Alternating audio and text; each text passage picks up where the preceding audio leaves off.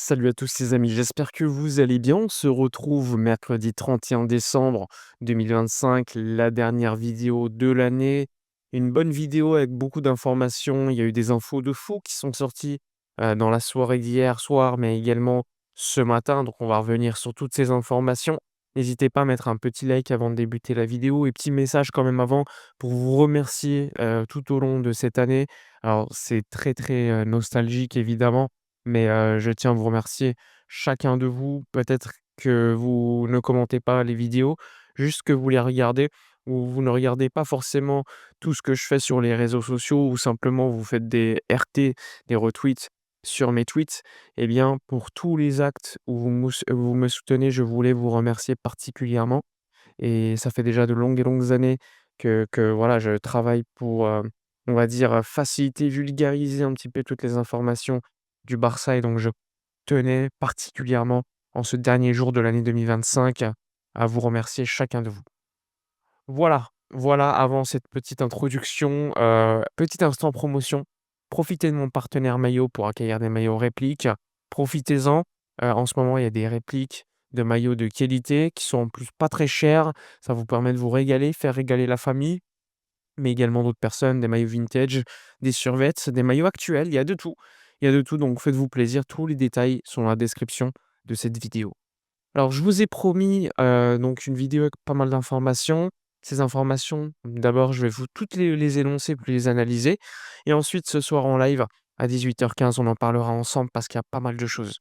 Alors, première information qui sort, les 48 dernières heures ont été capitales parce que le FC Barcelone, suite au Dubai Global Awards, qui avaient lieu dimanche, il y a eu des nouveaux contacts entre Jorge Mendes, donc l'agent un petit peu de tous les joueurs, très cotés dans le monde et en Europe, et le Barça. Donc Laporta a donc discuté avec Mendes pour qui?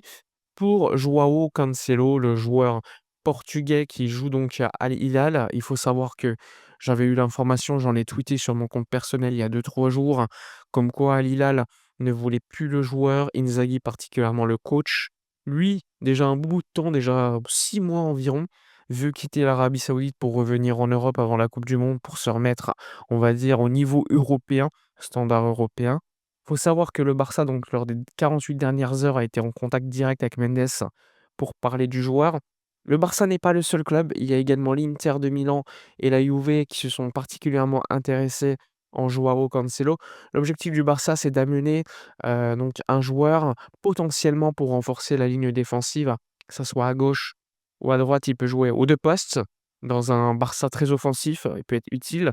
Dans un Barça qui doit évidemment défendre par moment, il pourrait être largement beaucoup plus friable parce que je considère que, bah, Cancelo défensivement n'est pas vraiment ultra, ultra bon. Il faut savoir que Al Hilal, normalement, selon les informations, serait dispo à le libérer donc gratuitement. Donc ça, c'est également un élément super important. Petit point négatif, c'est que le salaire que touche le joueur à Al Hilal est quand même de 15 millions d'euros nets annuels. Évidemment, à Barcelone et en Europe de manière générale, personne n'offrira un tel salaire. Donc forcément, si le joueur veut revenir, il devra accepter un salaire moindre et en plus de cela, il faudra que la Liga, bah, comptabilise un salaire, on va dire dans les normes européennes. Parce que vous le savez, la Liga, de manière habituelle, se base sur les salaires précédents des joueurs pour se dire: «Même si vous le payez 10 € pour faire simple, nous on considère qu'en réalité il vaut beaucoup plus et donc le fair play est nécessaire pour l'inscrire est plus élevé que ce que vous avez, payé aux joueurs». C'était pareil pour Joao Félix à l'époque, hein. On avait payé 400 000 € par année. C'était vraiment pas beaucoup en réalité pour le prêt, mais finalement la Liga avait dit: «Non, c'est pas 400 000, même si vous le payez que 400 000 en trésorerie, nous on dit que vous avez besoin de 4 millions d'euros de fair play pour l'inscrire». C'est important de vous le préciser, en tout cas le Barça est sur le dossier Joao Cancelo. Je vous l'ai dit, il y a d'autres clubs italiens, l'Inter et la Juve qui le sont aussi. Je sais pas ce qui va se passer, mais en tout cas c'est important d'en parler parce que le Barça évalue ici aussi la possibilité d'aller sur le mercato cet hiver pour aller à la base sur un défenseur central. Mais de plus en plus, le Barça se dit: «Il y a pas de défenseur central de qualité dispo pour venir en prêt».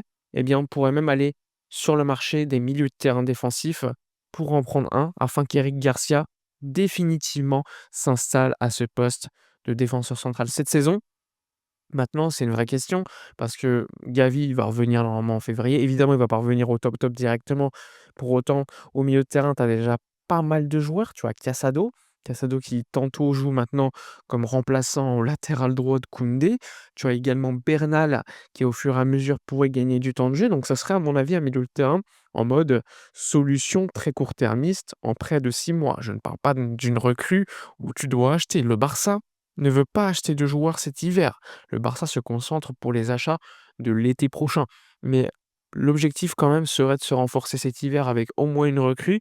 Je vous l'ai dit, on parle de Joao Cancelo qui pourrait arriver libre, mais on parle aussi d'un milieu de terrain défensif qui pourrait permettre à Eric Garcia de redescendre en défense centrale pour amener plus de nombre en défense centrale suite à la blessure de longue durée d'Andreas Christensen. Pour l'instant d'ailleurs, pour Christensen, le Barça n'a pas encore envoyé à la Liga, le certificat médical pour déterminer si l'absence sera de plus de 4 mois ou plus de 5 mois et donc ils attendent de voir s'il y a un joueur dispo intéressant, pour ensuite le faire.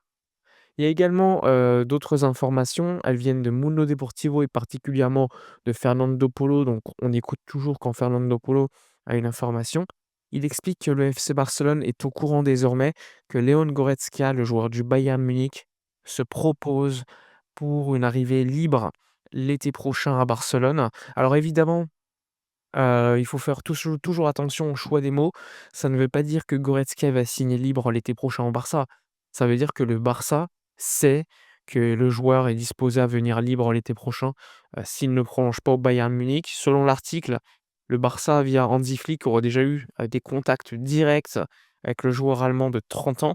Donc ça, c'est également important de le rappeler. Ça ne veut pas dire qu'il va venir. Je le rappelle, c'est un milieu de terrain box to box qui se projette dans la surface, qui lors des 2 dernières années, a eu un protagonisme au Bayern qui a décliné, ça c'est une certitude.